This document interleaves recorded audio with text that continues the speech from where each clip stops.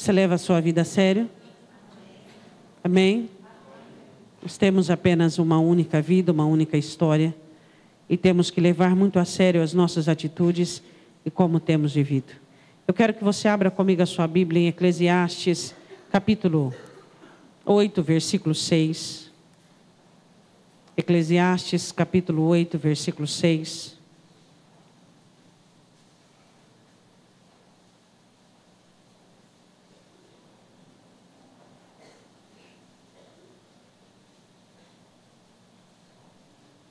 Amém? Todos abriram? Eclesiastes, capítulo 8, versículo 6. Amém? Porque para todo o propósito há o seu tempo e juízo, porquanto a miséria do homem pesa sobre ele. Diga comigo, a miséria do homem pesa sobre ele. Podemos assentar abrindo comigo a sua Bíblia em Gênesis capítulo 47. Gênesis capítulo 47, algumas palavras de Jacó, o patriarca. Eu espero que nenhum de nós que estejamos aqui nesta noite possa chegar nos meados dos finais do seu tempo e do meu tempo e possamos dizer essas palavras.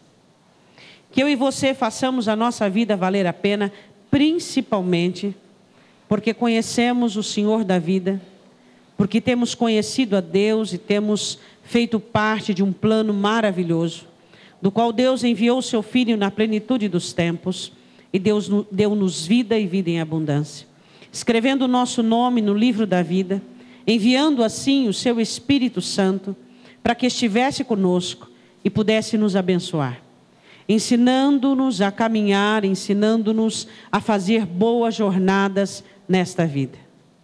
A questão é que todos nós temos que estar dispostos todos os dias a aprendermos. E para isso nós temos que ter um coração ensinável, ou seja, um coração humilde, do qual chegamos diante do Senhor e peçamos a Ele que Ele nos ensine, que Ele nos capacite, que Ele nos habilite, que Ele vá diante de nós, que Ele olhe para dentro de cada um de nós e enxergue aquilo que nós não enxergamos.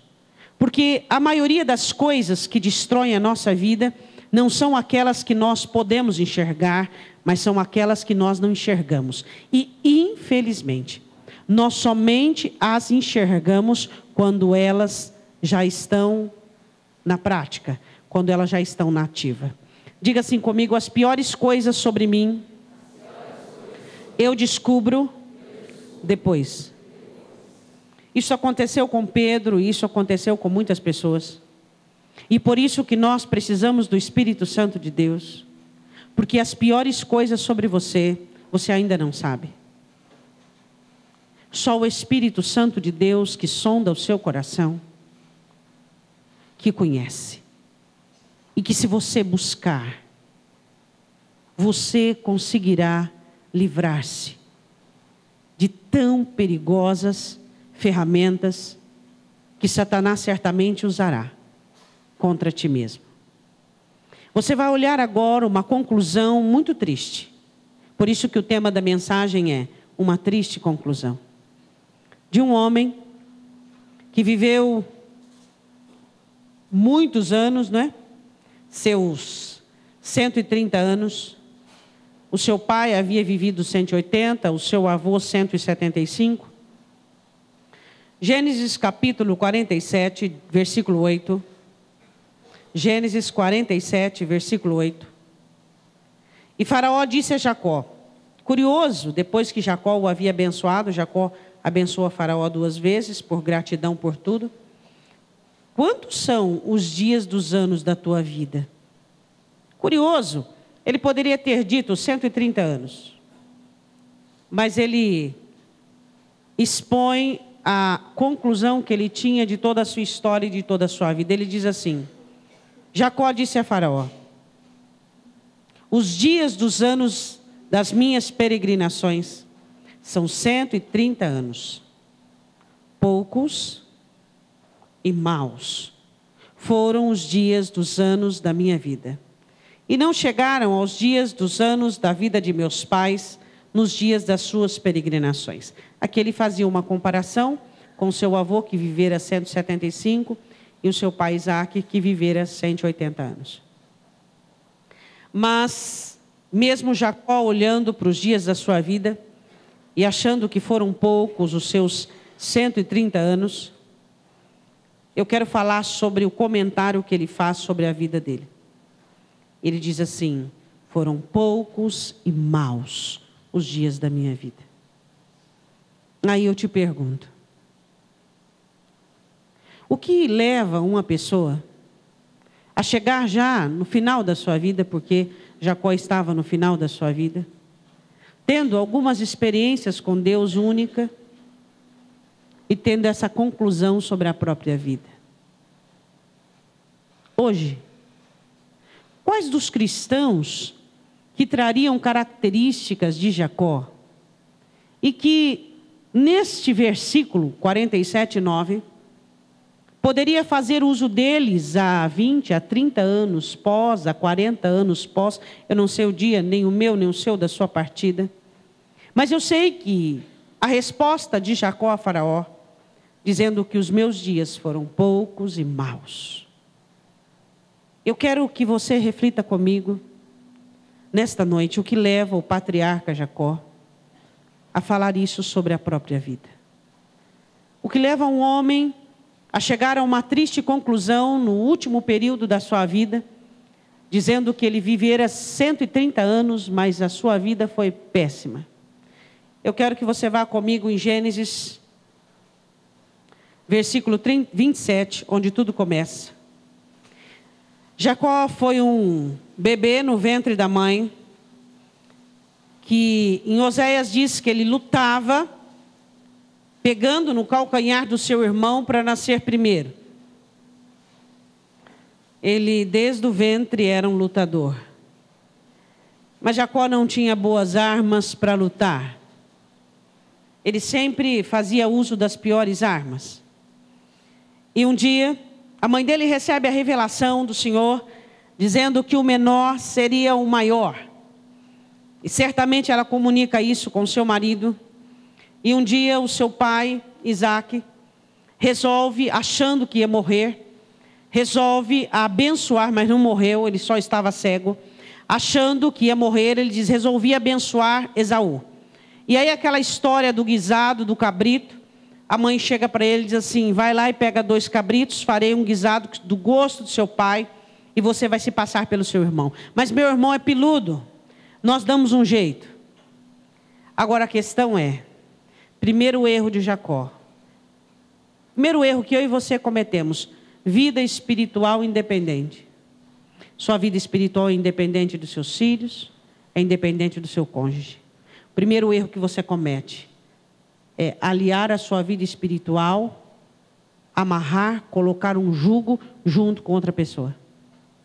O jugo é um animal junto com o outro, onde os dois devem andar concomitante, junto. Quando você amarra a sua vida espiritual a uma outra pessoa, a pessoa não vai e a sua não vai. Você não vai e a outra não vai. Sua vida espiritual é independente. Hoje nós vivemos uma peste, uma febre. Infantilismo. O cônjuge é infantil, a mulher também. A mulher é, o cônjuge é. O cônjuge é melhorzinho. Quando você vê, ele já está com a cabecinha miúda igual da esposa. Pensando pequeno, agindo pequeno, fazendo coisas pequenas. E assim, vice-versa. Você não consegue ver pessoas livres e libertas, fazendo com que as outras, que são menores ou têm um contexto diferente, e os maiores e os que possuem mais, arrebanhando, levantando, somando. Sempre é o pior que tem ganho. Sempre é o cabecinha miúda, miolo de ervilha, que tem feito com que o outro, com que o filho, com que o amigo... Isso é uma peste. Salmo 91 diz, Senhor, livra-me da peste. É sempre um joio sendo vencido, vencendo o trigo. O trigo está lá bonitinho, vem o joio e dá uma rasteira nele. É o joio caindo. É o trigo caindo, é o joio em pé. E aí você vê, é o inteligente se submetendo à ignorância do outro. É o esperto, é o ativo se submetendo à morosidade do outro. E aí você vai olhando para o reino dos céus, vai ficando o quê? A igreja vai ficando doente. Você vai percebendo que pessoas acertadas e boas e com qualidades vão se subjugando aos inferiores. Por quê? Carência. Carência. O primeiro erro de Jacó é não conseguir compreender que ela era a mãe dele, mas Deus estava acima de tudo e ele tinha informações suficientes para não fazer o que estava por fazer. A questão não é o quanto você é influenciável. A questão é o quanto você sabe e o quanto Deus investiu em você para que você resista qualquer tipo de influência. A quem você ama ou é amado, a quem você quer agradar ou você quer ser agradado. Essa é a questão. O quanto Deus investiu em você para que você resista àquilo que você tem recebido da parte de fora. Jacó sabia que ia entrar em maldição e diz para a mãe: eu serei maldito. E ela disse que a sua maldição caia sobre mim. Onde isso? Que respaldo ela tinha para aquilo?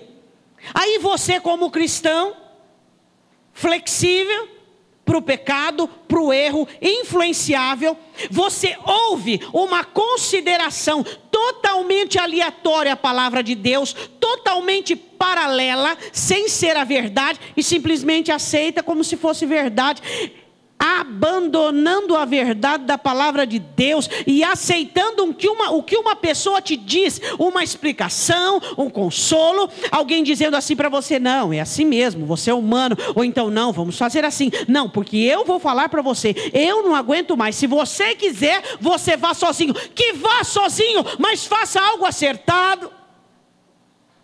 Nós temos que, em nome de Jesus, fazermos diferença. Nós precisamos dessa diferença. Nós não podemos ser pessoas influenciadas. Nós precisamos influenciar. Porque o fraco domina sobre o forte. Porque o débil domina sobre o inteligente. Porque a pessoa que tem temor a Deus é subjugada àquela que não tem nenhum temor. E aí você olha as famílias totalmente num período de retrocesso, a igreja retrocedendo e assim vai. A Bíblia diz assim em Gênesis capítulo 27, primeiro erro dele, versículo de número 12, ele diz assim: porventura me apalpará o meu pai, serei aos seus olhos como enganador, assim trarei eu sobre mim maldição e não bênção. Diga comigo, ele sabia. Aí a mãe disse: não tem nenhum problema. Você tem ouvido a palavra, você sabe a palavra, aí vem alguém dominado por um pensamento, incentivado por alguma coisa e já muda você. Espera aí um pouquinho. E já vai conduzindo você para um outro raciocínio, já vai querendo acertar coisas, já vai querendo encaixar na sua vida pecado, erro, falha, falta, e você simplesmente vai aceitando. A mãe olha para ele assim: que a sua maldição venha sobre mim, meu filho. Que nada. O que aconteceu? Aconteceu que um filho tão amado pela mãe, tão próximo da mãe, teve que viver longe da mãe. Foi tirado de perto da mãe. É isso que acontece com pessoas influenciáveis. Perda, perda, perda. Ele foi fraco emocionalmente, produzindo sofrimento emocional. Toda vez que você é fraco emocionalmente, você está produzindo sofrimento emocional. Nada foi mais duro para Jacó que a perda da comunhão com a mãe. Ele era um moço próximo da mãe, apegado à mãe. Mas por quê? Porque não soube dizer não à mãe, não soube confiar em Deus, não soube acreditar em Deus. Deu o seu legado espiritual na mão da mãe, dizendo: mãe, faça o que você bem entende, faça da maneira que você acha. Sua vida espiritual é totalmente independente de qualquer pessoa. Você nunca vai poder chegar diante de Deus e dizer: Senhor, mas minha esposa, mas meu marido, mas meu pai, mas minha mãe. É individual. Você e eu não poderemos atribuir a ninguém a nossa decadência espiritual, a nossa falta de crescimento ou qualquer outro tipo de questão. Bom, seu erro foi esse. Primeiro sofrimento dele, Gênesis 29, versículo 25. São 7 os sofrimentos de Jacó. Gênesis 29, versículo 25.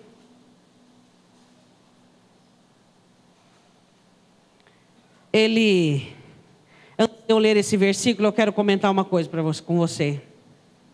Ele chega em Labão, fica um mês trabalhando. E Labão, muito esperto, muito malicioso: você vai me servir de graça? Coloca-me o teu salário. Mas quando Jacó chega ali, ele chega culpado, inseguro, amedrontado, porque o irmão ameaçara ele de morte.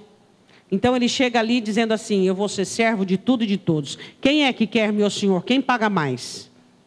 Quando Labão diz para ele assim: o que é que eu vou te dar? Ele diz assim: eu vou trabalhar para você sem receber nada. 7 anos por Raquel. Aí você começa a entender a mente do moço, o coração do moço. Aí você consegue entender as palavras que ele disse lá em Gênesis capítulo 47.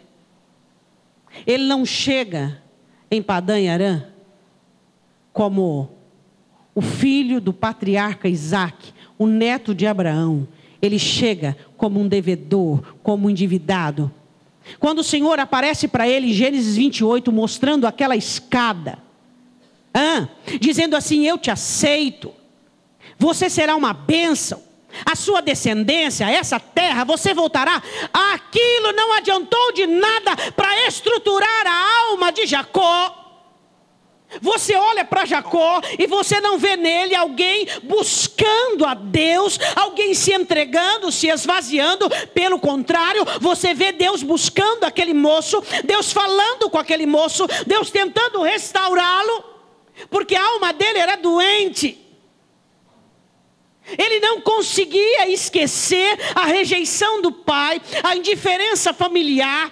Ele não conseguia esquecer a sua luta incessante por algo. E aí ele comete um erro. Ele se submete aos planos da mãe, ao invés de confiar em Deus. Ele tinha para confiar, mas o amor pela mãe, a ligação humana, falara mais alto do que o seu temor por Deus.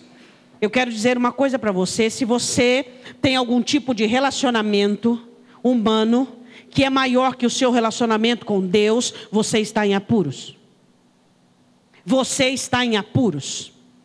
O maior relacionamento, mais forte, mais poderoso, mais decisivo, deve ser o seu relacionamento com Deus. Por isso Jesus diz: quem não me amar mais do que pai, mãe, filho ou filha, não é digno de mim. O maior relacionamento conclusivo, definido, dedicado e consagrado é o seu relacionamento com Deus. Por quê? Porque quando o relacionamento humano ruir, o seu com Deus susterá todas as outras coisas. Mas Jacó não tinha.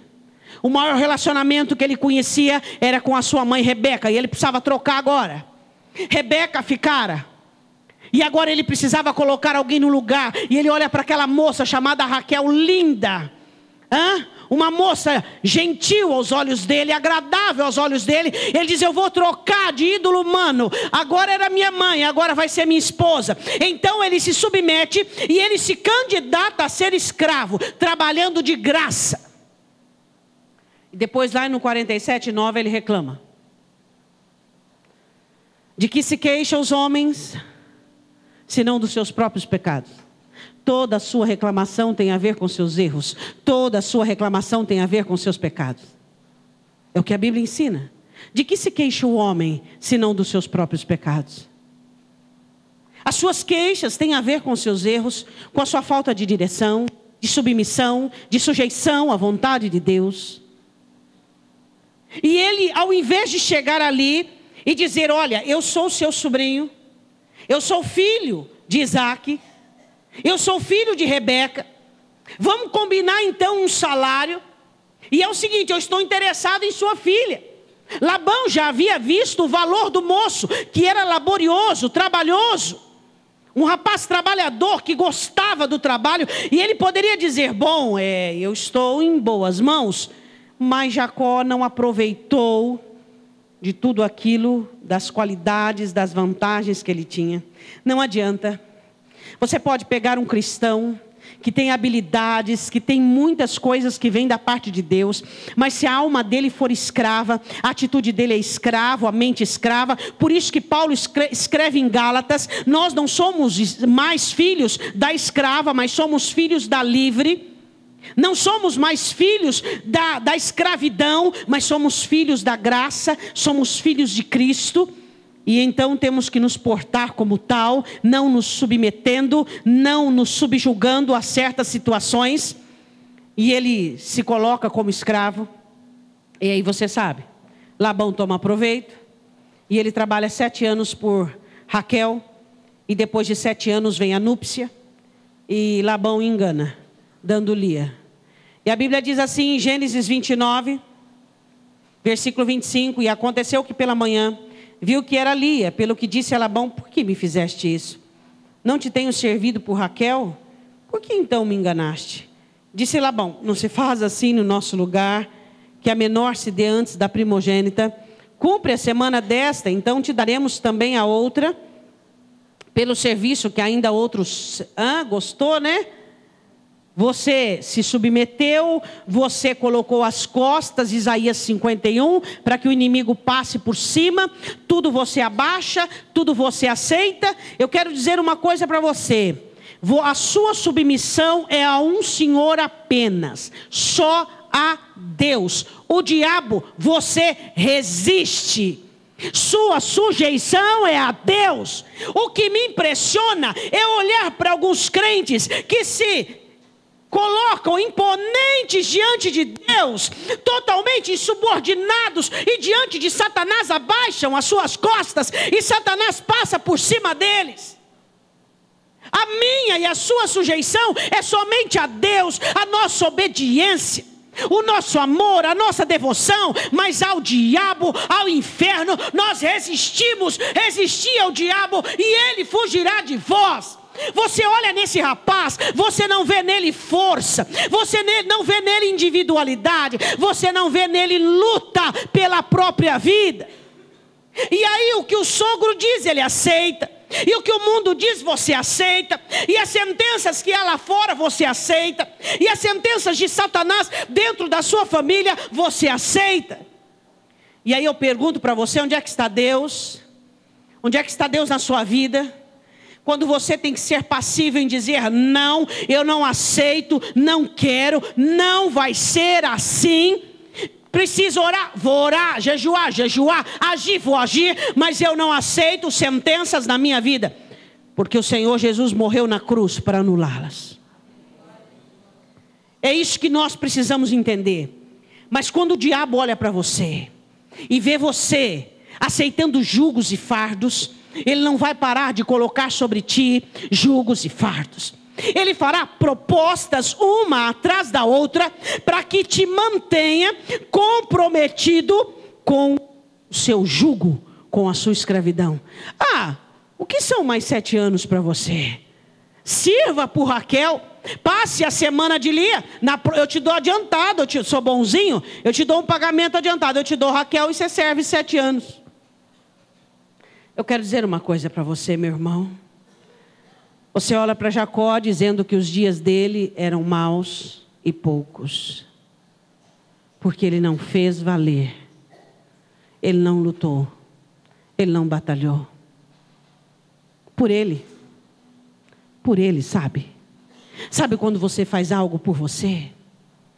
Sabe, eu fico olhando a crentes que diz que eu quero servir a Deus, eu quero servir a Deus, eu quero...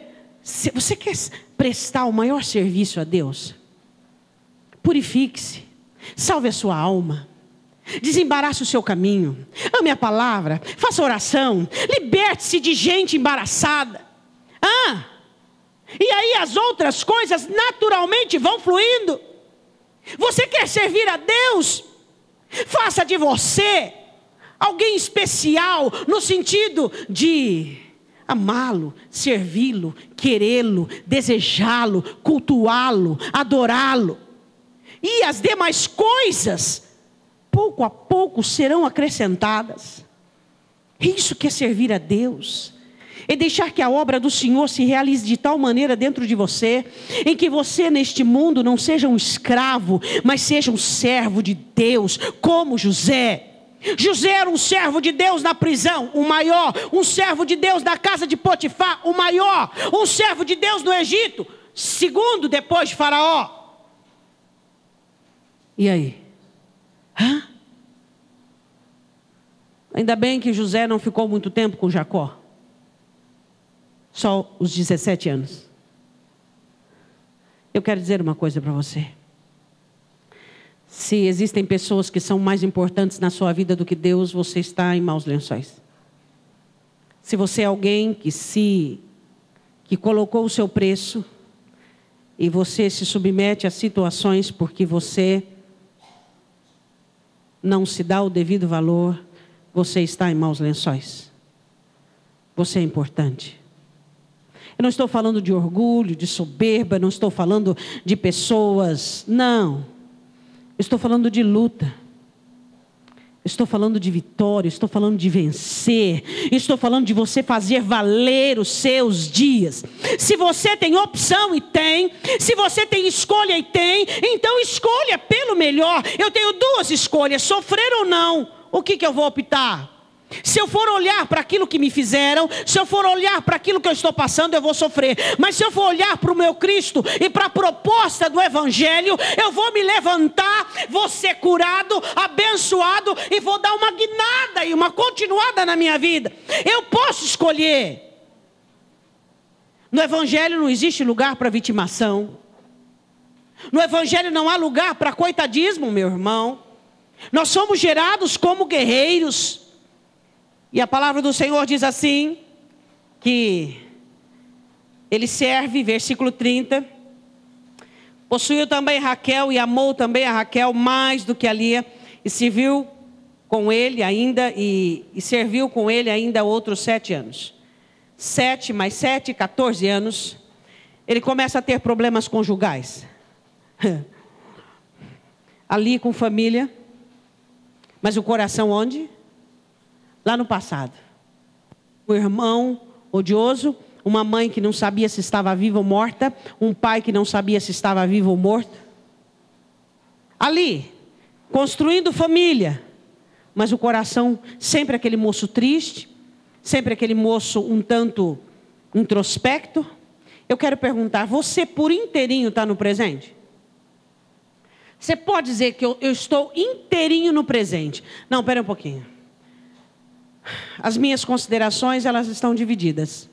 Um pouco no presente e um pouco no passado. O meu humor está dividido. Ele pega um pouco do presente e um pouco do passado. As minhas conclusões, os meus ideais estão divididos. Um pouco do presente para o futuro, um pouco do que eu vivi. A minha estimativa de vida está dividida. Um pouco no presente. Então você está muito mal. Paulo diz, eu faço um exercício, eu esqueço-me das coisas que para trás ficam, e assim eu sou forte o suficiente para avançar para aquelas que estão diante de mim. Não julgo que eu já tenha alcançado, mas uma coisa eu faço, eu prossigo para o alvo, para o prêmio da soberana vocação que está em Cristo Jesus. É ou não é? Se as coisas que passaram na sua vida foram ruins, para que vivê-las 2 vezes? Essa seria a grande pergunta. Já foi, já passou. E você, para não vivenciá-las novamente, deve adquirir uma nova mente, um novo coração, um novo teor espiritual. Mas não, aqui você não via nascendo um patriarca. Por isso o anjo encontra com ele e diz: qual é o seu nome? Jacó, enganador, usurpador. Vai ser Israel, príncipe de Deus. Tem que mudar, Jacó, tem que mudar. Tem que mudar. Olha para o seu irmão e fala: você tem que mudar.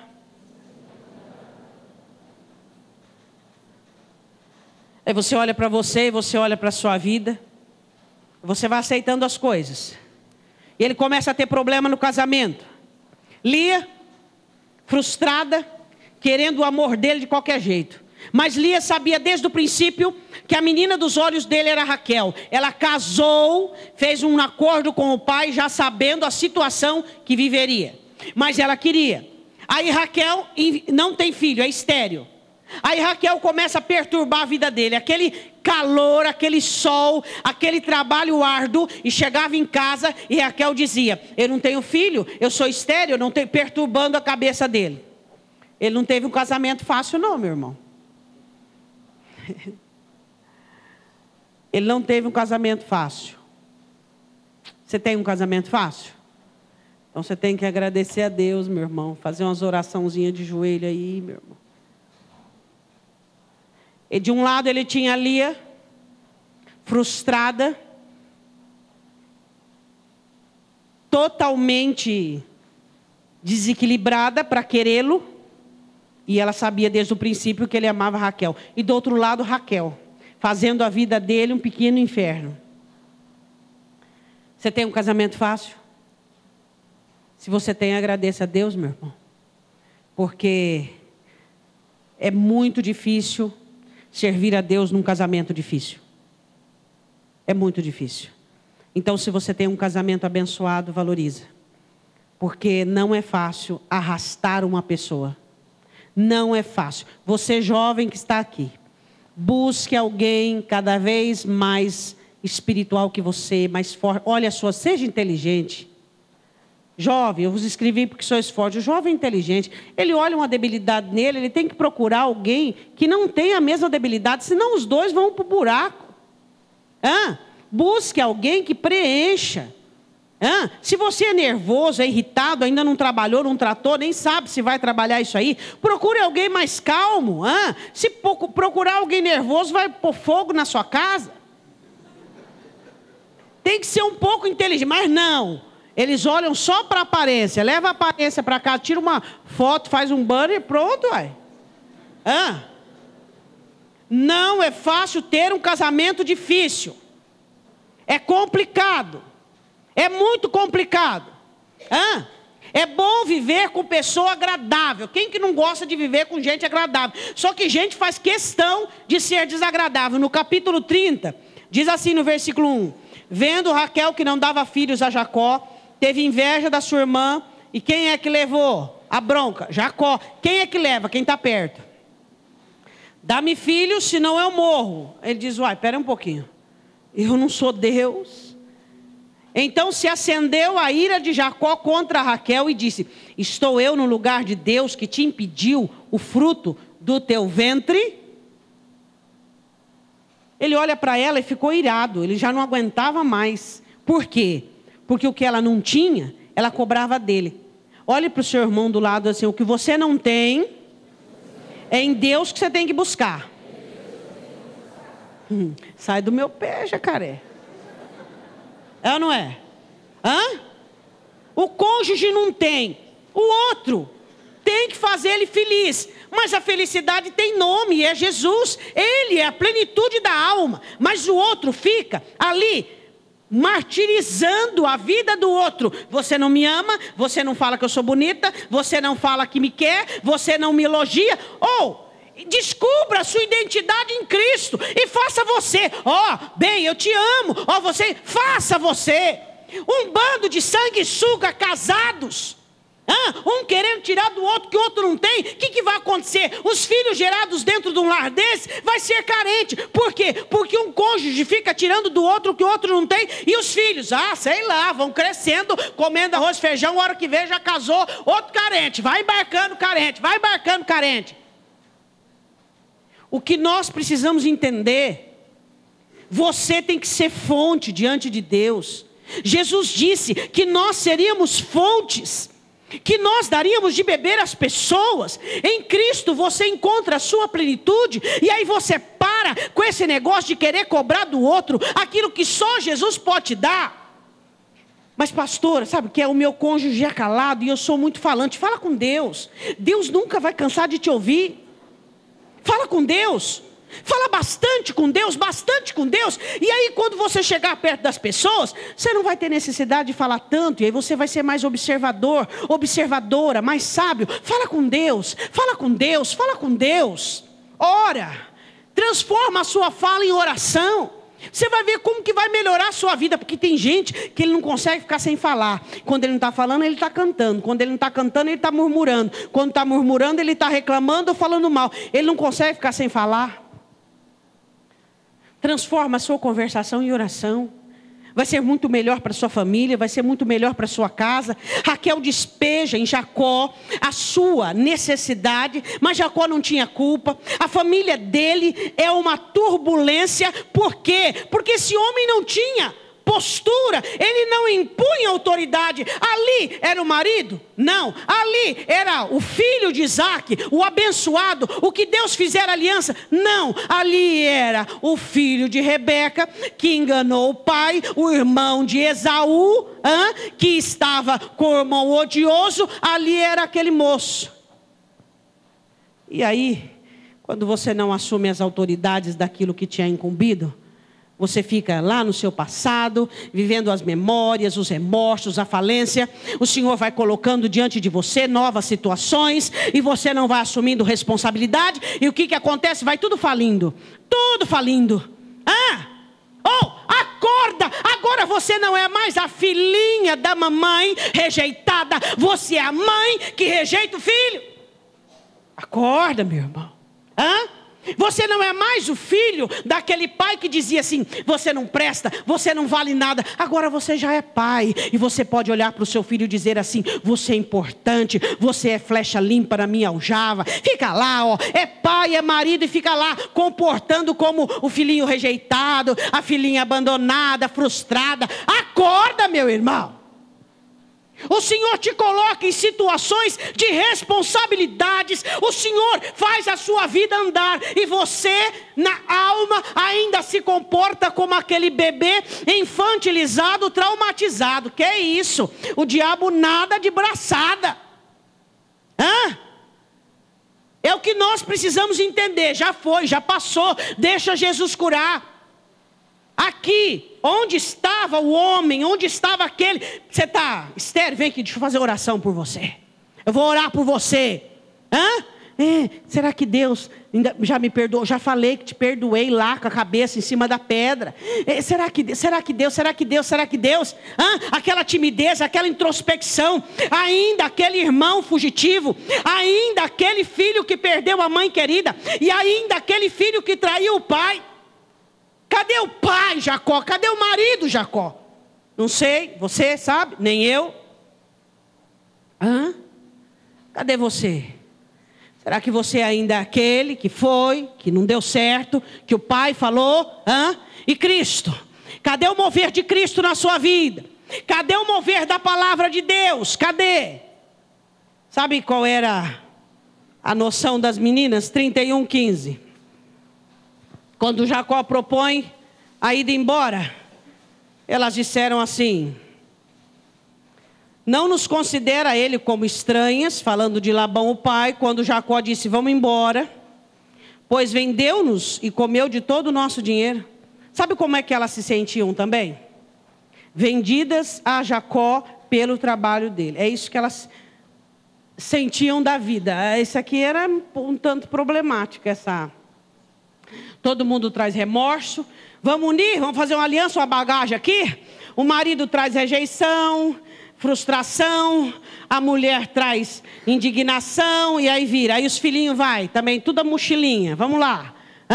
uma família sobrecarregada, pesada, marcada. Por quê? Porque os pais não ficaram livres daquilo que foi. E aí chega no final da vida, minha vida não foi boa. Mas não é mesmo, né? Como é que uma vida boa vai nascer disso aqui, né? Como é que uma pessoa vai ter uma conclusão? E Deus se esforçou, hein, meu irmão? Bom, Jacó era um homem que nem conhecia a esposa direito. Raquel, eu falo dela. Quando eles saíram do pai, Raquel ainda era idólatra. Um patriarca.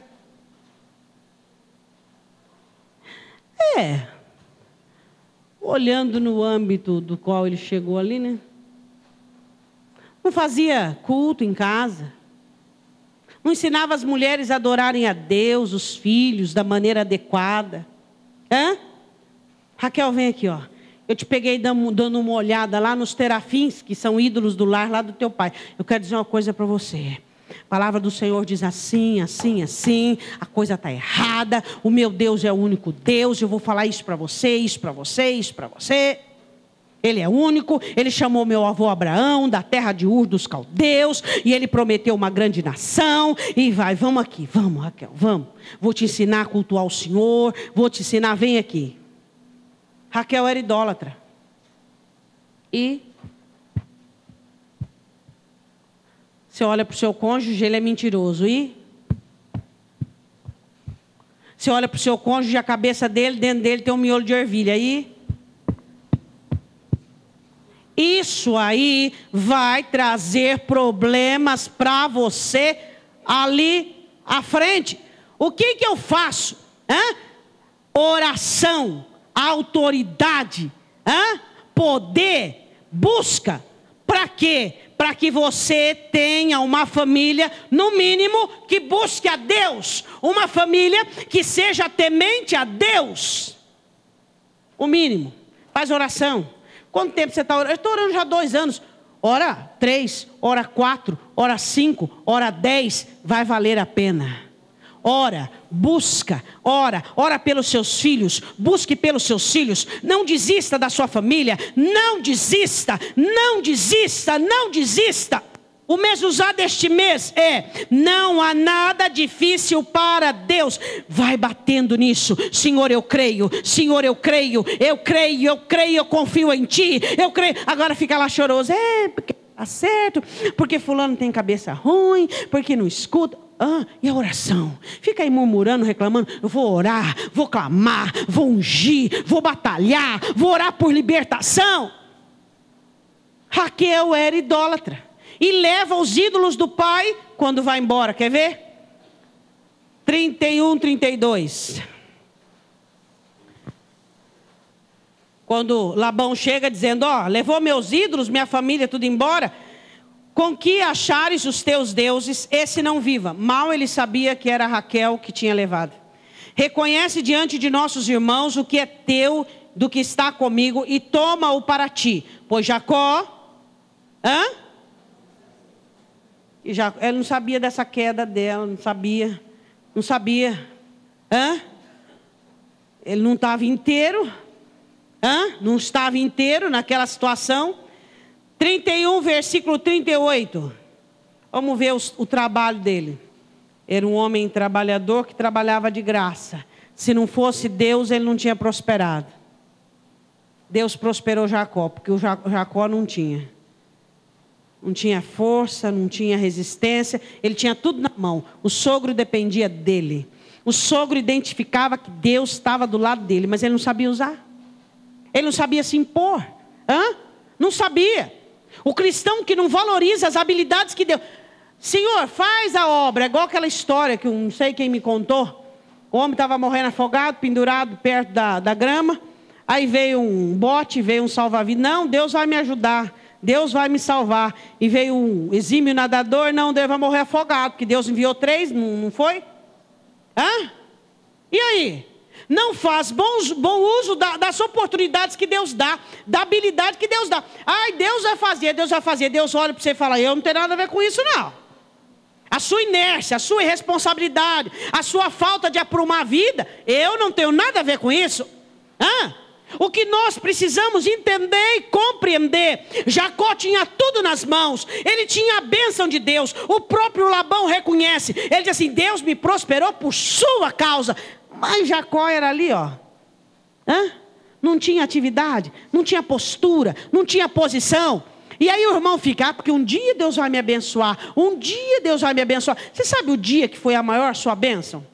Há 2000 anos atrás, quando Jesus disse: tudo está consumado, na tua mão, ó Pai, eu entrego o meu espírito. Ali Deus te abençoou com todas as sortes de bênçãos, terra e céu. Ali Deus te abençoou para você fazer uso da palavra, para você se colocar, se posicionar e dizer: essa é a oportunidade. O que é que está me atrapalhando? É esse problema meu?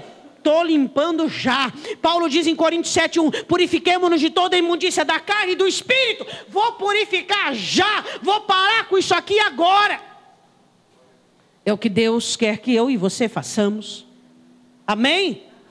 E a palavra do Senhor diz assim, no versículo 38 do capítulo 31, ele diz assim: estes 20 anos eu estive contigo, as tuas ovelhas e as suas cabras nunca abortaram, não comi os carneiros do teu rebanho, não te trouxe eu o despedaçado, eu pagava, o furtado de dia, o furtado de noite, da minha mão requerias. Estava eu assim, de dia me consumiu o calor, de noite a geada. A vida de Jacó, na família dele, não era grande coisa, no trabalho também não era fácil. Por isso que você vê lá em Gênesis 49, essa situação. E ele dizia assim, versículo 40, estava eu assim, de dia me consumiu o calor, de noite a geada, e o meu sono fugiu dos meus olhos, nem dormia de noite direito. Pastor, eu estou igualzinho. Ô, irmão, que isso? Família, identidade, só passado, não tem atividade, não tem atitude, e estou sofrendo, ai, a vida me penalizou, a vida... Meu irmão, Jesus disse: eu sou a vida. Essa é a vida que Ele quer que nós vivamos. Aconteceu, já foi, já passou. Não fica lá querendo desenterrar coisas, não fica remoendo, já foi, já passou. Agora é adiante, é à frente. O que vai acontecer? Vai morrer cedo e morrer amargurado. É o que acontece. Poucos e maus dias, disse Jacó. É o que vai acontecer. Mas isso aí é uma questão de personalidade. É verdade mesmo. É uma questão de personalidade chamada Jesus. Jesus é a personalidade que Deus quer que você tenha.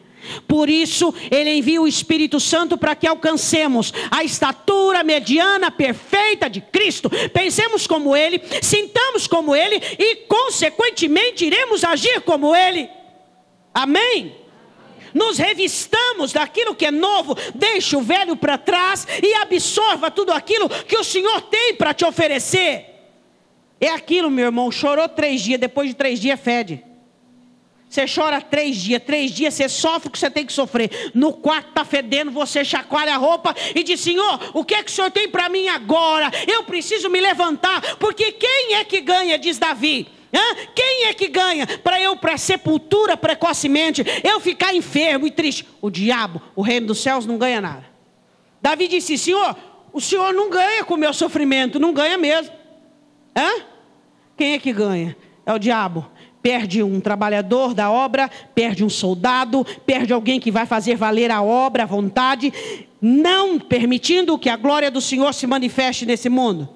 Continuando, versículo 41.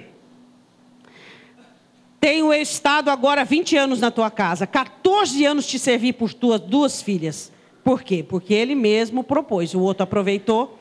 6 anos por teu rebanho, mas o meu salário tem mudado 10 vezes. Se o Deus de meu pai, o Deus de Abraão e o temor de Isaque não fora comigo, por certo,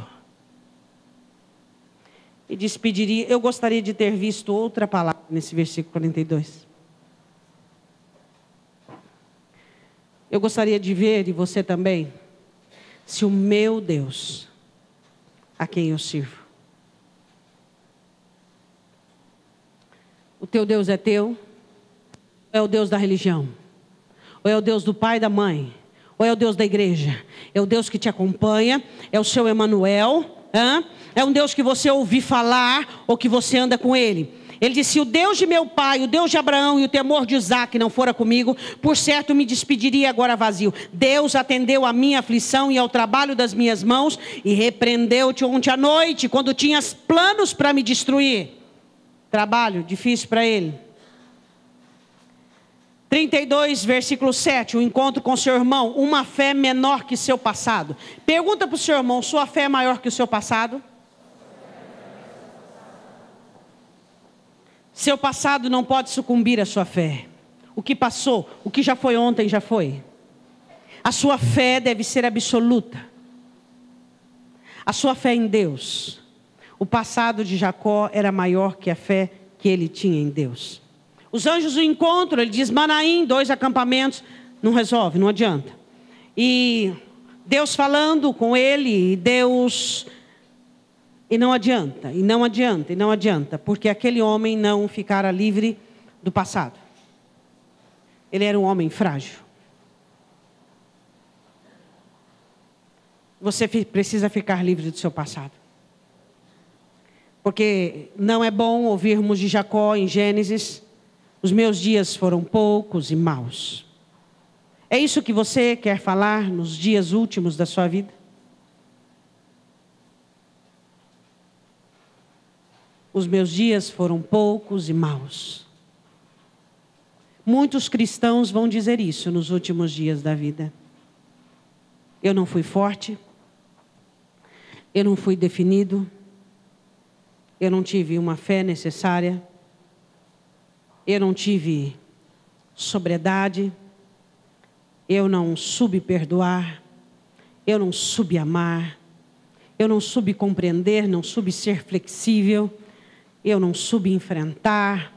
Eu não soube me definir. Eu fui definido. A vida me definiu. Que triste. Que triste conclusão você olhar para a vida de alguém e você ver que os acontecimentos que ocorreram na vida deste alguém é o que definiu a sua vida. Deus ali dando chances e chances para Jacó, mas ele simplesmente se afundando em seu remorso, culpa, arrependimento, passado. E agora no encontro com seu irmão: meu Deus, por que ter medo, Jacó? Deus falou que é contigo. Deus te aceitou. Você não vai morrer pela mão de Esaú. Por que você teme? Por que você teme? Aquilo que Deus tem te falado já não tem te sido suficiente para você ter uma fé e dizer assim: eu vou encontrar com meu irmão, vou conversar com ele, e o que ele quiser fazer, eu estou nas mãos de Deus. O jovem Daniel chega na Babilônia e revela muito mais fé do que esse patriarca que já vivera algumas experiências maravilhosas com Deus. Daniel, chegando na Babilônia, disse: eu não me contaminarei com os manjares do rei. E eu quero dizer uma coisa para você: seu medo e sua insegurança declaram a sua desconfiança na preservação, na proteção e no amor de Deus. Quando você tem medo e é inseguro, e depois você vê o quanto Deus te livrou e te protegeu, você fica envergonhado. Envergonhado. Achando que é o fim. É o fim. Que fim, meu irmão? Que fim? Que fim? Antes fosse. Mas você acha que um crente vai ter um fim lastimoso? Você acha que de verdade, você que serve a Deus, vai ter um fim macabro, destrutivo, terrível? Quando Elias achando, é o fim, que eu morra, que eu acabe, o Senhor diz: ó, come, bebe, porque o teu caminho vai ser longo. Que fim? Ai, agora é o fim, eu não vou aguentar. Aguenta, meu irmão, aguenta. Como diz Isaías: você é lasca de rocha. Você é lasca de rocha. Não ouvistes da rocha de onde fostes cortado. Você é lasca de rocha. Você aguenta. Então não fica dando chilique, falando que é o fim, vai acabar, não vou aguentar. Ah, eu estou nas últimas limitações. O Senhor diz assim em Isaías: eu sou aquele que multiplica a força, multiplica o vigor. e sou aquele que faz o cansado se tornar mais vigoroso que o jovem. Então, meu irmão, você aguenta. Não faz drama, não. Você aguenta. E esse negócio de achar que o teu caso é pior do que todo mundo. Pedro diz assim, pera um pouquinho. Tem gente que está passando coisa igual e pior. Ai, não tem nada pior. Ah, tem. Olha do lado que tem. Tem sim. Porque o que nós gostamos de fazer? Dramatizar a situação. Exacerbar. Maximizar o problema. Bom, primeiro, o seu problema é humano. Segundo, Deus dá escape. Terceiro, amanhã vai ser outro. Por que o seu problema tem que passar? Eu já ensinei isso para vocês. Por quê? Porque tem que vir outro. Então o seu problema tem que passar porque tem que dar lugar para o outro. É ou não é? Hã? Animador isso, né? Animador? Hã? Por isso que você tem que ser forte, preparar-se para o dia mau. Ou você acha que você já viveu todas as coisas piores da sua vida? O escritor aos Eclesiastes diz assim, considera, você que vive bons dias, que existem muitos dias maus. Só que você não tem que ficar mal, nem angustiado, nem entristecido. Você tem que passar sobre eles e manifestar na sua vida a glória do Senhor. Você pode dizer amém? Amém. Capítulo 32, versículo 7. Então Jacó temeu muito. E angustiou-se, repartiu o povo que com ele estava, e as ovelhas e as vacas, e os camelos em 2 bandos, porque dizia, se Esaú vier a um bando, matar um, escapa o outro, e o ferir, o outro bando escapa. Você acha que Deus ia mandar ele voltar para a sua terra, e ainda Esaú estaria furioso para poder destruí-lo? Deus não trabalha aqui, ali e acolá. Eu não sou o Deus de perto e de longe. Deus vai dizer para você fazer algo, se a coisa já não está preparada de antemão, eis que estou adiante de ti, endireitando caminhos tortuosos, quebrando portas de bronze, despedaçando ferrolhos de ferro. Deus não é homem para que minta, nem filho do homem para que diga e não aconteça. Confie em Deus, acredite em Deus, mas não fique com essa personalidade totalmente destrutiva, se achando um escravo, um devedor. E manda presente por mal, e volta presente, e manda presente, e ajoelha, e me perdoa, e pega presente. Não, eu não quero te ferir, não quero te fazer mal. Vamos, meu irmão, junto? Não, sabe o que é? Eu estou com uns animal prenho e as crianças, vai para um lado, eu estou indo atrás, viu? Eu estou indo atrás. Foi para o outro. E assim vai. Medo. Capítulo 34, versículo 1. Para ajudar a filha estuprada. Tanta tragédia, irmão. Está explicado, né? Filha vai lá passear nos povos de Siquém, e capítulo 34, versículo 1. E saiu Diná, filha de Lia, que esta dera a Jacó para ver as filhas da terra, e Siquém, filho de Amor, Eveu, príncipe daquela terra, viu-a e tomou, e deitou-se com ela e humilhou. Estuprou a moça. Aí a Bíblia diz assim no versículo 5, Jacó escuta aquilo e guarda.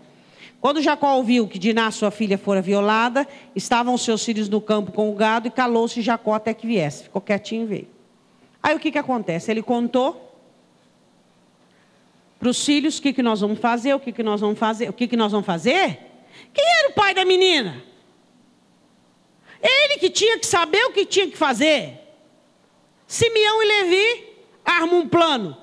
Nós vamos dizer aos cidadãos o seguinte, que nós não podemos trocar de mulheres, sendo que eles não são circuncidados. E quando eles estiverem circuncidados, ao terceiro dia que a dor é violenta, nós vamos entrar e matar todo mundo. E Jacó...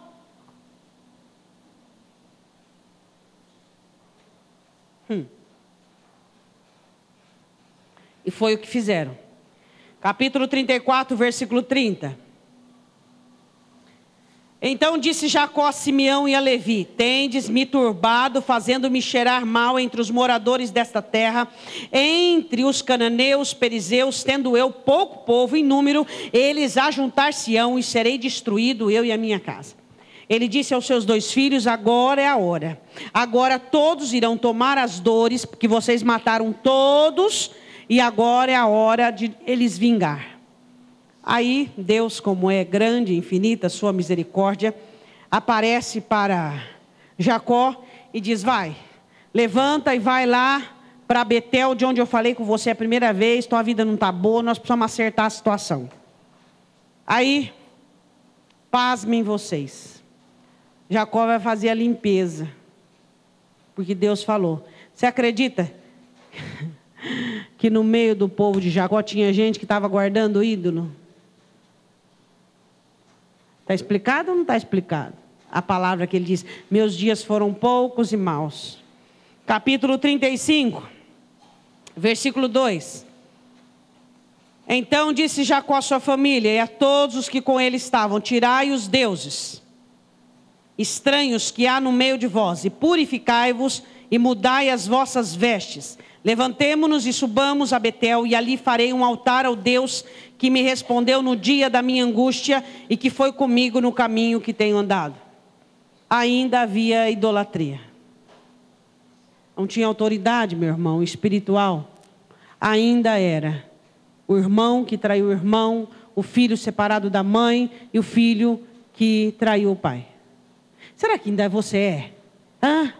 Aquele filho que o pai rejeitou, aquele filho que mentiu, aquele filho que errou, aquele jovem que adulterou, que prostituiu. Ainda você é todas essas porcarias que fazem parte do seu passado? Nos revistamos do novo, daquilo que o Senhor tem criado para nós. Diga amém. Capítulo 35, versículo 16. Raquel ainda não era tão de idade, tem um filho. E morre, tendo parto do segundo filho. 35, 16. E partiram de Betel, e havia ainda um pequeno espaço de terra para chegar a Efrata, e deu luz a Raquel, e ela teve trabalho em seu parto. Versículo 19. Assim morreu Raquel, e foi sepultada no caminho de Efrata, que é Belém. Perde a esposa amada, nascimento de um filho. Capítulo 37. Versículo de número 3. Ele tinha um filho, primogênito de Raquel, o qual ele amava muito. Qual era o nome desse filho? Com as mãos ele fez uma túnica colorida para esse filho. Capítulo 37, versículo 3. E Israel amava José mais do que todos os seus filhos, porque era filho da sua velhice, e fez-lhe uma túnica de várias cores. Aí você conhece a trama. Venderam o menino para os ismaelitas para levarem para o Egito. E disseram ao pai, entregaram a túnica dizendo: reconhece? Versículo 32. Enviaram a túnica de várias cores, mandando levá-la a seu pai. E disseram: temos achado esta túnica. Conhece agora se esta será ou não a túnica de teu filho. E conheceu e disse: é a túnica de meu filho. Uma fera o comeu. Certamente José foi despedaçado. Tirou conclusão. Ele mesmo ajudou os outros filhos dele. É a túnica dele, mas eu quero saber o que aconteceu. Eu percebi que vocês invejavam ele. O que é? Vamos falar agora aí. Mas não, né? Tudo contribuía, né? Então Jacó rasgou as vestes e pôs sacos sobre os seus lombos e lamentou a seu filho muitos dias. E levantaram-se todos os seus filhos de todas as suas filhas para o consolarem. Gente, que bando de gente falso. Recusou, porém, ser consolado e disse: porquanto com choro hei de descer ao meu filho até a sepultura. Assim o chorou seu pai. Aí está explicado, né? Agora vá comigo no 47, vai lá. Versículo 9.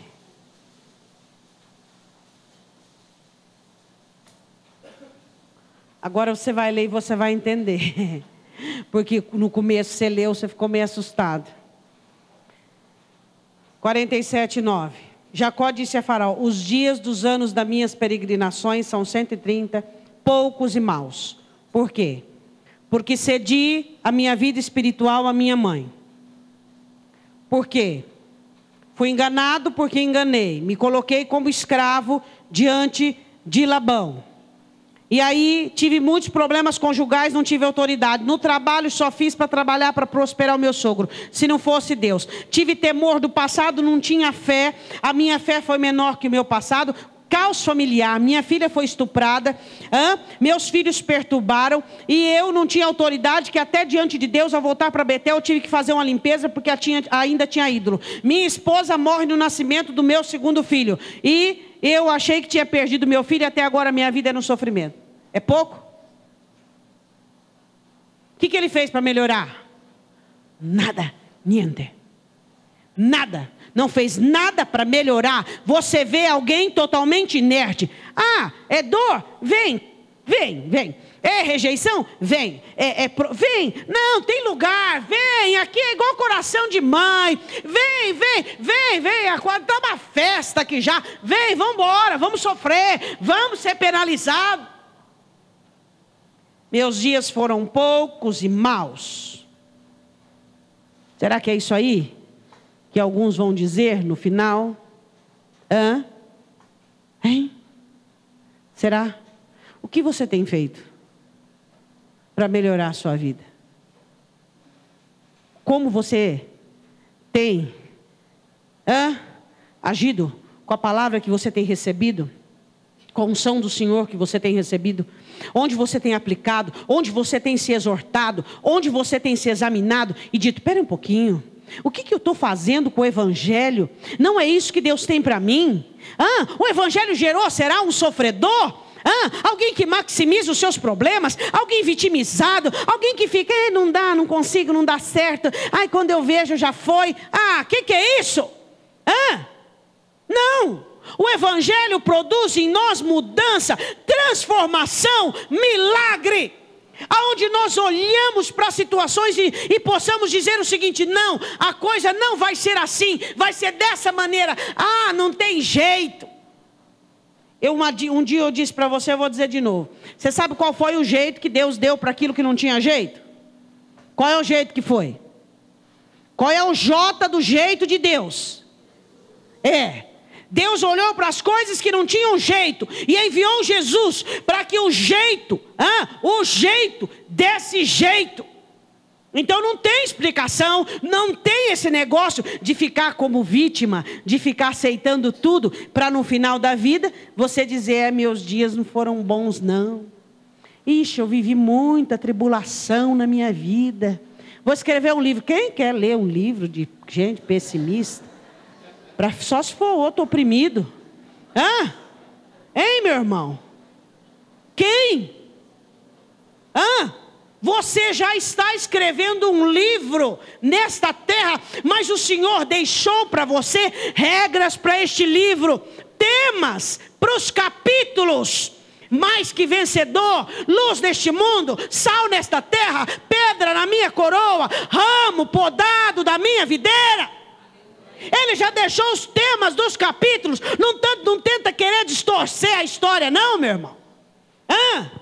Vivendo uma vida para a glória de Deus, para o louvor do nome do Senhor. Está lá, cada capítulo tem lá um tema, onde o Senhor disse que você seria. Deus já determinou quem eu e você vamos ser, na palavra dele. E o diabo quer distorcer tudo, te convencendo que o sofrimento é opção. Sofrimento é para quem não tem Jesus. Eu tenho opção. Você tem, mas está doendo. Levanta doendo mesmo. Mas eu tenho vontade de chorar. Chora, qual o problema? Mas vai andando e chorando e plantando a sua semente. Eu estou triste, estou abatido, e daí? Segue, vai embora. Não para não. Você pode dizer amém? Amém. Diga assim, eu não vou dizer como Jacó no final dos meus dias. Eu direi, foram bons os dias em que eu vivi. Amém? Amém, meu irmão?